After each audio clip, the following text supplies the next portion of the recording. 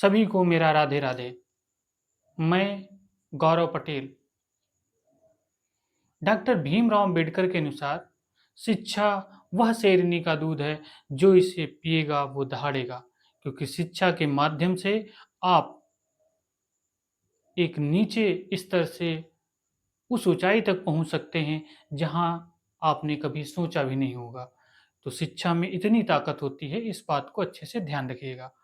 आज हम शास्त्रीय नृत्य के बारे में जानेंगे, और शास्त्रीय नृत्य जहाँ से कॉम्पिटिटिव एग्जाम में क्वेश्चन आता ही रहता है, तो भाई अच्छे से इसे तैयार कर लीजिएगा और वीडियो को अंत तक देखिएगा। आपको इसी वीडियो में ये शास्त्रीय नृत्य याद हो जाएंगे। तो इनकी प्रमुख विशेषताएं क्या होती हैं शास्त्रीय नृत्य की? तो इसमें निश्चित नियम कानून होते हैं जिसके आधार पर ये नृत्य किया जाता है। ताल एवं लय का एक संबंध होता है। रस और भाव की अभिव्यक्ति होती है। मुद्राओं का खास तरीके से प्रयोग किया जाता है। तो ये हैं हमारे जो शास्त्रीय नृत्य हैं, इनकी प्रमुख विशेषताएं हैं। तो अब हम देखते हैं कि प्रमुख शास्त्रीय नृत्य और उनसे संबंधित राज्य कि कहाँ पर शास्त्रीय नृत्य करे जाते हैं। तो नृत्य और संबंधित राज्य में कथक या कत्थक, कथक या कत्थक का संबंध कहाँ से है?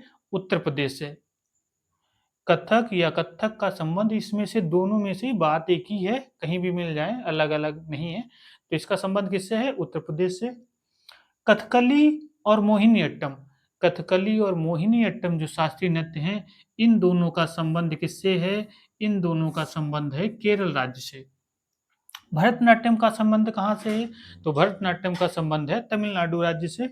कुचिपुड़ी, कुचिपुड़ी का संबंध है आंध्र प्रदेश से। ओडिसी का ओडिशा से, और मणिपुरी का मणिपुर से। तो ये हमारे प्रमुख शास्त्रीय नृत्य हैं जो नृत्य और उनसे संबंधित राज्य एक बार फिर से देखते हैं। कथक या कत्थक उत्तर प्रदेश, कथकली और मोहिनीअट्टम केरल, भरतनाट्यम तमिलनाडु, कुचिपुड़ी आंध्र प्रदेश, ओडिसी ओडिशा, मणिपुरी मणिपुर। ये हमारे प्रमुख शास्त्रीय नृत्य हैं। और यहाँ से क्वेश्चन आता है इस चीज की, आपको जब एग्जाम में बैठेंगे अगर मिलता है तो आप वहाँ आसानी से कर लेंगे।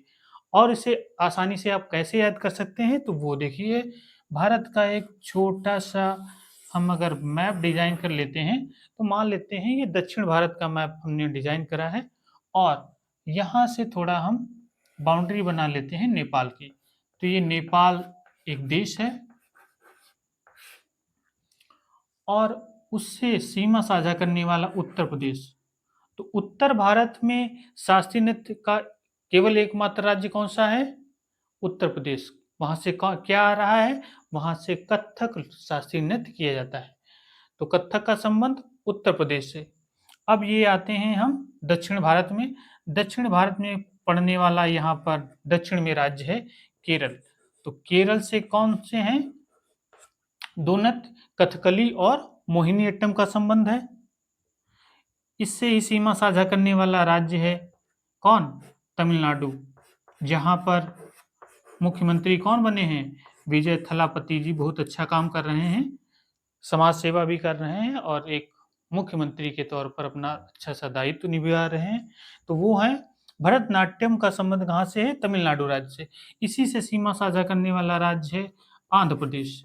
तो आंध्र प्रदेश का क्या शास्त्रीय नृत्य है? कुचिपुड़ी। और इसी से सीमा साझा करने वाला राज्य है ओडिशा। ओडिशा, तो ओडिशा से संबंध शास्त्रीय नृत्य ओडिसी।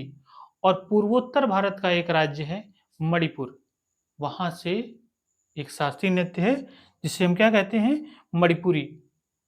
तो ये हमारे थे प्रमुख शास्त्रीय नृत्य। इसको हमने मैप पर भी देख लिया। उत्तर भारत में केवल एक कौन? कथक। पूर्वोत्तर भारत में एक मणिपुरी, मणिपुर से संबंध। और शेष जो हमारे शास्त्रीय नृत्य हैं उनका संबंध कहाँ से है? उनका संबंध हमारे दक्षिण भारतीय राज्यों से है। तो उम्मीद करते हैं आपने इन शास्त्रीय नृत्यों को अच्छे से समझ रखा होगा, और आपने अगर इसे तैयार कर लिया तो एग्जाम में अगर कोई भी इस तरह से रिलेटेड क्वेश्चन आएगा तो आपका आसानी से हो जाएगा। जब भी आप नृत्य हो या कोई और जानकारी आपको भारत के मैप की अच्छी समझ होनी चाहिए। इससे अगर को अगर अच्छी समझ है, तो आप एग्ज़ाम में बहुत अच्छा करेंगे। और कोई भी बात जैसे हम कह दें कि मणिपुर, तो आपका दिमाग तुरंत मणिपुर पहुँच जाएगा और उसका संबंध किससे है कि जो नृत्य है मणिपुरी, तो मणिपुर आप मणिपुरी नृत्य का संबंध मणिपुर से आसानी से लगा सकते हैं। तो उम्मीद करते हैं ये आपने अच्छे से समझ लिया होगा। चैनल पर नए हैं तो भाई चैनल पे सब्सक्राइब करें और अपना प्यार दें। धन्यवाद।